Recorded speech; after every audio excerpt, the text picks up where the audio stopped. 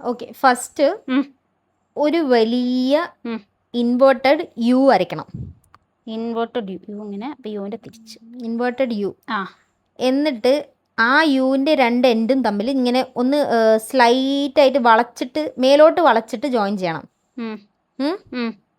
എന്നിട്ട് ആ രണ്ട് എൻഡുകളില്ലേ, ആ ഓരോ എൻഡിൽ നിന്ന് ഒരു 1 സെന്റിമീറ്റർ നീളത്തിൽ താഴോട്ട് വരയ്ക്കണം. ഒരു വര, രണ്ട് എൻഡിൽ നിന്ന് 2 വരകൾ. എന്നിട്ട് ആ 2 വരയും വീണ്ടും ഇതുപോലെ കുറച്ച് വളച്ചിട്ട് ജോയിൻ ചെയ്യുക, മേലോട്ട് വളച്ചിട്ട് ജോയിൻ ചെയ്യുക. ആയില്ലേ? എന്നിട്ട് ആ 2 എൻഡും ഇല്ലേ, ആ 2 എൻഡും ഒരു വൈഡ് യു പോലെ വീണ്ടും ജോയിൻ ചെയ്യുക.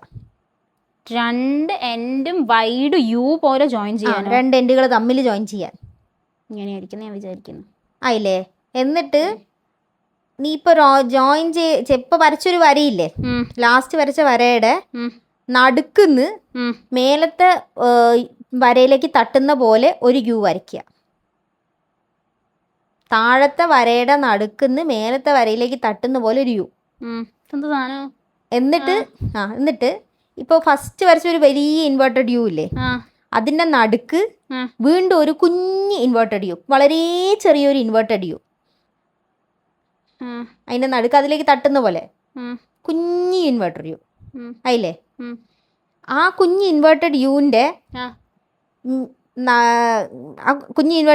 മേലെ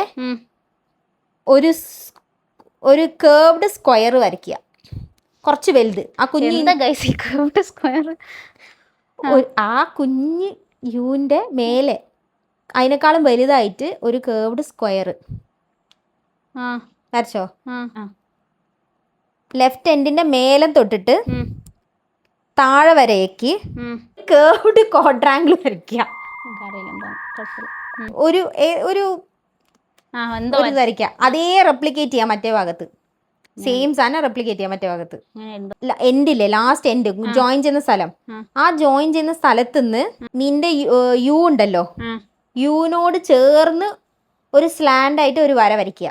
പിന്നെ ആ ലെഫ്റ്റ് സൈഡിൽ തന്നെ, ലെഫ്റ്റ് സൈഡിലെ താഴത്തെ ഭാഗമില്ലേ, ആ താഴത്തെ ഭാഗത്തിന്റെ പകുതിക്കുന്ന് ഈ സ്ലാൻഡ് ആയ വരേണ്ട പാരലായിട്ട് വീണ്ടും ഒരു വര വരയ്ക്കും.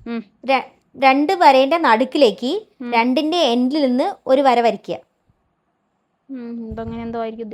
ഇതേ സാധനം അപ്പുറത്ത് റെപ്ലിക്കേറ്റ് ചെയ്യുക.